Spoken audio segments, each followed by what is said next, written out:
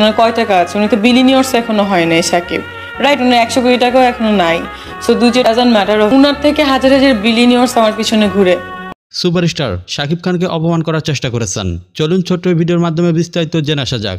বর্তমান সময় সামাজিক যোগাযোগ মাধ্যমগুলোতে শাকিব খানের তৃতীয় স্ত্রী সম্পর্কে ব্যাপকভাবে আলোচিত হচ্ছে। আর যার সুযোগ নিয়েছেন নবাগত চিত্রনায়িকা মিষ্টি জান্নাত। প্রথমত তিনি অল্প স্বল্প ডাক্তারি পড়াশোনা করেছেন। গুঞ্জন এসেছিল শাকিব খানের তৃতীয় স্ত্রী তিনি ডাক্তারি পড়ছেন। বিশেষ করে কিছু ইউটিউবার পাশাপাশি চিত্রনায়িকা মিষ্টি জান্নাত এই ডাক্তারি পড়ার বিষয়টি সুযোগ হিসেবে ব্যবহার করেন। আলোচনা আসার জন্য কিছু ইউটিউবারদের সাথে মিলে নিজেকে ইঙ্গিতে শাকিব খানের হবু স্ত্রী বলে দাবি করতে থাকেন। তবে সহজেই গণমাধ্যম মিষ্টি জান্নাতের এই চালাকি বুঝতে পেরে যান। আর তারপর থেকেই শাকিব ভক্তদের পাশাপাশি বিভিন্ন গণমাধ্যমে ট্রলের শিকার হচ্ছেন এই ভাইরাল নায়িকা। আর যার কারণে কিছুটা ক্ষিপ্ত হয়ে অনেকটাই উল্টাপাল্টা কথা বলেছেন। তিনি শাকিব খানের যোগ্যতা নিয়েও প্রশ্ন তুলেছেন। তিনি জানিয়েছেন শাকিবের কয় টাকার মালিক, কত টাকা রয়েছে শাকিবের কাছে। তিনি আরো বলেন ঢাকা শহরে তার কয়টা বাড়ি রয়েছে, তার চেয়ে আমার আত্মীয় স্বজনের বাড়ি ঢাকা শহরে অনেক বেশি রয়েছে। এর পাশাপাশি মিষ্টি জান্নাত আরো দাবি করেন শাকিব খানের চেয়ে অনেক ধনী ব্যক্তি তাকে বিয়ের প্রপোজাল দিয়েছে, তিনি তাদের প্রপোজালই অ্যাকসেপ্ট করেননি। আর সেই বিচারে শাকিব খান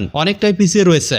অর্থাৎ মিষ্টি জান্নাত বুঝাতে চেয়েছেন শাকিব খানের চেয়ে অনেক ধনী ব্যক্তি তাকে বিয়ের প্রস্তাব দেওয়ার পরও তিনি ফিরিয়ে দিয়েছেন। আর শাকিব খান তো অনেক দূরের বিষয়।